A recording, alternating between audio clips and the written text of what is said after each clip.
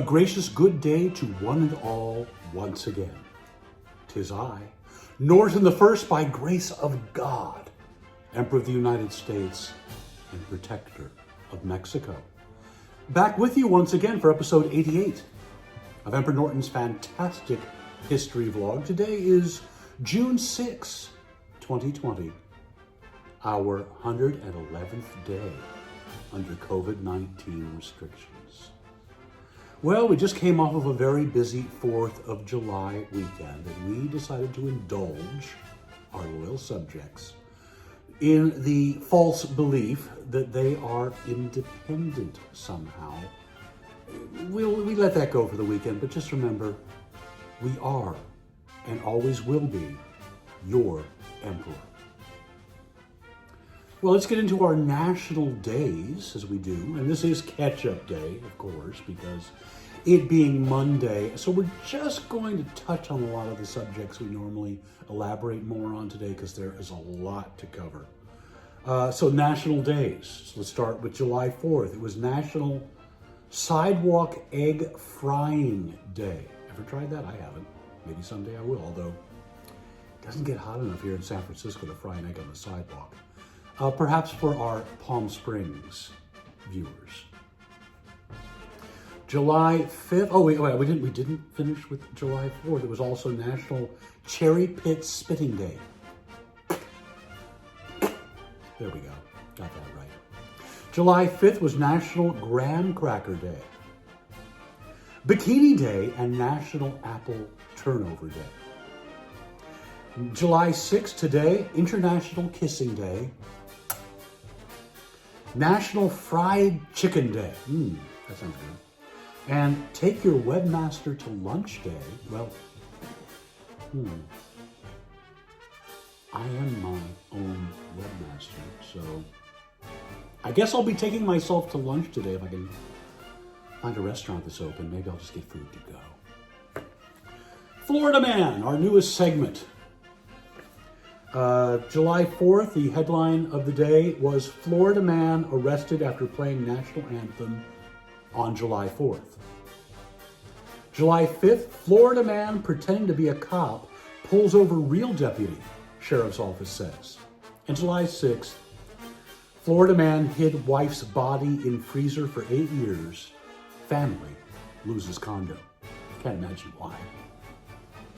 Our San Francisco stories for today.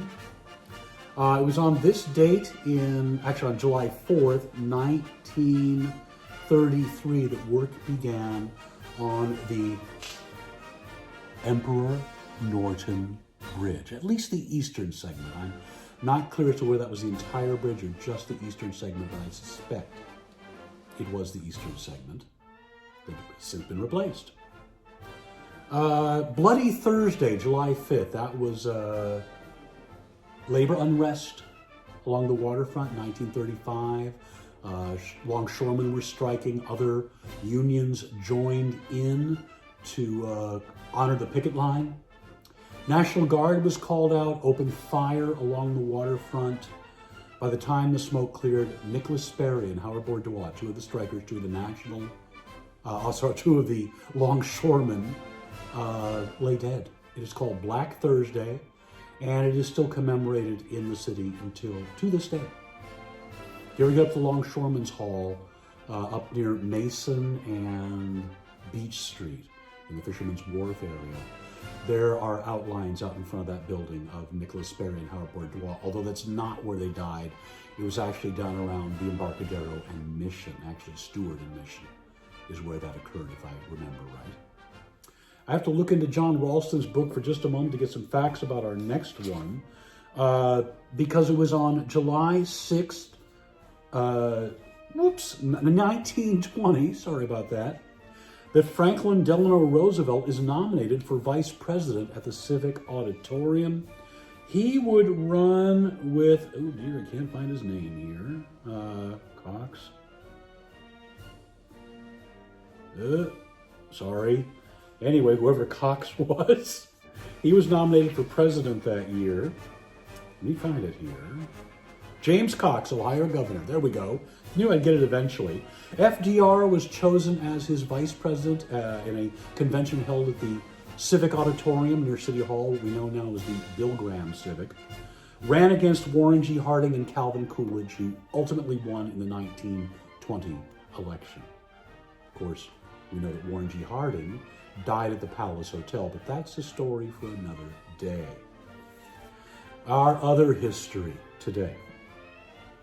1776, according to popular legend, the Liberty Bell rings for the Second Continental Congress. Also 1776, U.S. Congress proclaims Declaration of Independence and independence from Britain, and remains so for 83 years until September 17, 1859, when we became your emperor. Don't forget. 1796, first Independence Day celebration is held. 1802, the U.S. Military Academy opens at West Point in New York. 1803, the Louisiana Purchase is announced to the American people by President Thomas Jefferson.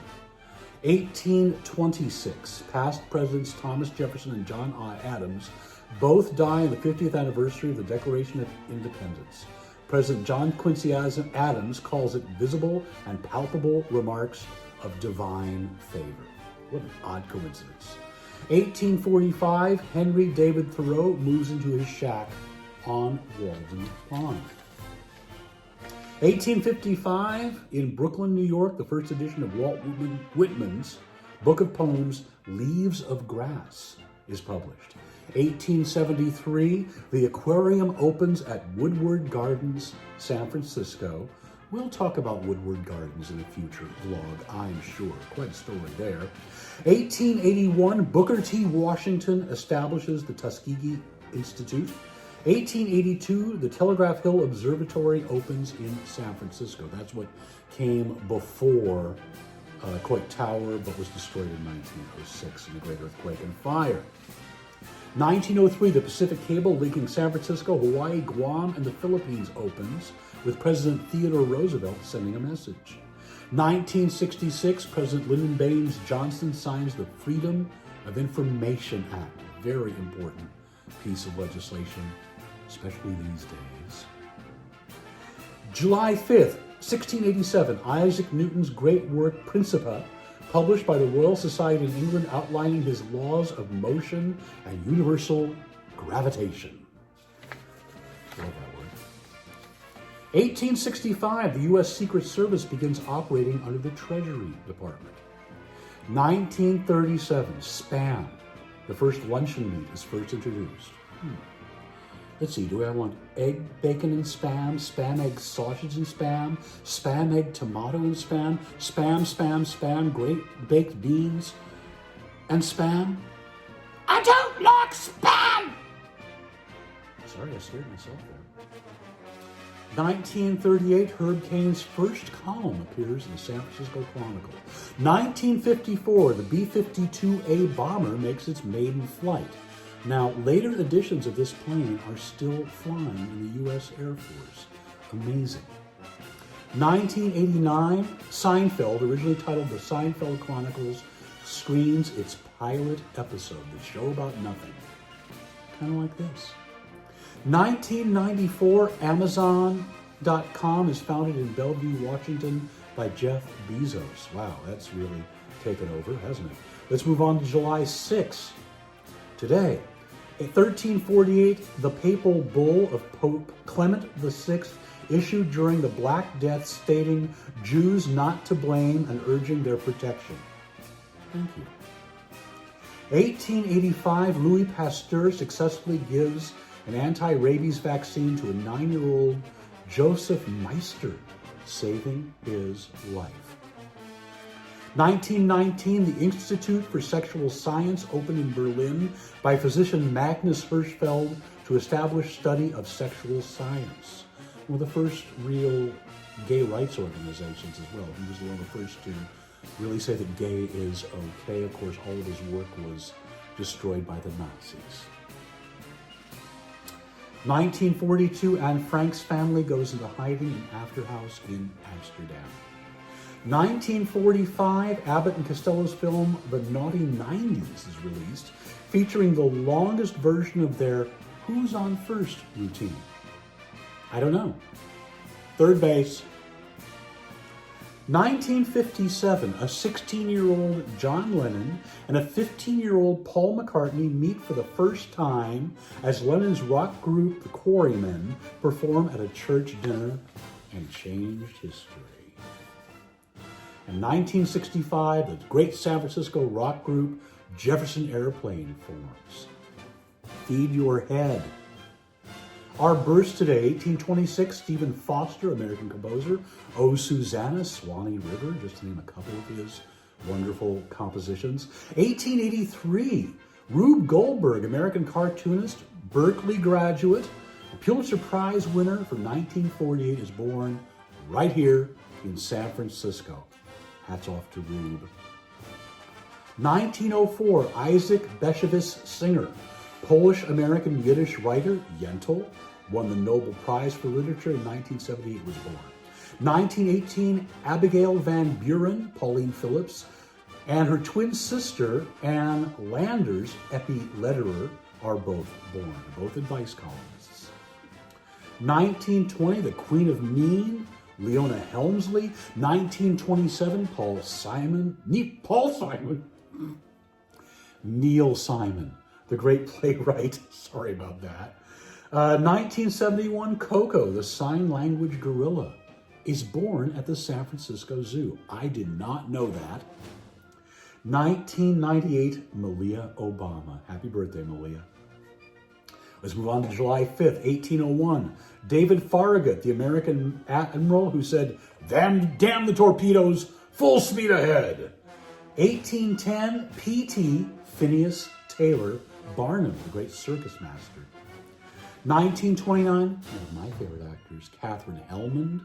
Oh, she was in all of the Terry Gilliam movies, but of course she was in that wonderful series with Judith Light, Who's the Boss? Oh, I love Judith Light. Where were we here? 1943, Robbie, we'll get this right yet. It's Monday, folks. Robbie Robertson of the band. In 1948, Julie Nixon Eisenhower. 1958, Bill Watterson, the creator of Calvin and Hobbes. Please bring it back. I know he did a one strip recently, and that was a real treat to see, but oh, don't we all miss Calvin and Hobbes? I sure do. And 1963, Edie Falco. Of course, many remember her from The Sopranos, but if you have never seen her series, Nurse Jackie, oh, see it. We command you. Let's move on to July 6th. Maximilian I of Mexico, Archduke of Austria, the first and only monarch of the Second Mexican Empire, was born in Vienna, Austria. He is the reason we are the protector of Mexico. 1887, the great artist Marc Chagall. 1907, speaking of great artists, one of my absolute favorites, Frida Kahlo. If you've never been to Frida Kahlo's house in the Coyoacan in Mexico City, Casa de Azul, it'll just stun you. It is really a very moving place to be. I had the privilege of visiting there at one point, and I will never, ever forget it. Wonderful, wonderful. 1918, Sebastian Cabot from Family Affair played the butler, Mr. French. 1921, former First Lady Nancy Reagan. 1925, Bill Haley. Bill Haley and the Comets, famous for his hit Rock Around the Clock, considered to be the first real rock and roll song, but I don't know about that. You kind of have to look past Little Richard, Chuck Berry, people like that. Oh well. 1925, talk show host Merv Griffin. 1927, actor Janet Leigh. 1927 as well, Pat Paulson, comedian, famous for his appearances on the Smothers Brothers show in the 1960s. He was also the mayor of Asti, California at one point, ran for president numerous times. I never got to vote for him, unfortunately. 1932, Della Reese. 1935, the current Dalai Lama. 1937, actor Ned Beatty. Sweet! 1945, Burt Ward, Robin, from the TV series Batman. 1946, George W. Bush. 1946 as well, Sylvester Stallone. Okay, this allows me to do my imitation of Sylvester Stallone and Burgess Meredith in the movie Rocky. You're a bum. I'm not a bum. You're a bum. I'm not a bum. None of my imitations are good, and I know it, but you get to endure it. And 1958, Jennifer Saunders. Ab Fab, sweetie. Let's get on to our deaths. July 4th, as well as Jefferson and Adams. In 1831, President James Monroe, the 5th U.S. president, died. 1934, Marie Curie, who discovered radium. Oh, she was radiant, wasn't she? First woman to win a Nobel Prize, 1903 and 1911. 1995, my favorite Gabor sister, Ava Gabor, from Green Acres. Unless you count Magda. Nobody knows about Magda. 1995, painter Bob Ross, Happy Little Clouds. And 2008, Jesse Helms. July 5th, the only significant death on that date. Mrs. Miller, most of you are not going to know who she was, but she was often a member of the audience, and I believe the Merv Griffin show. She had a recording career, really sang poorly.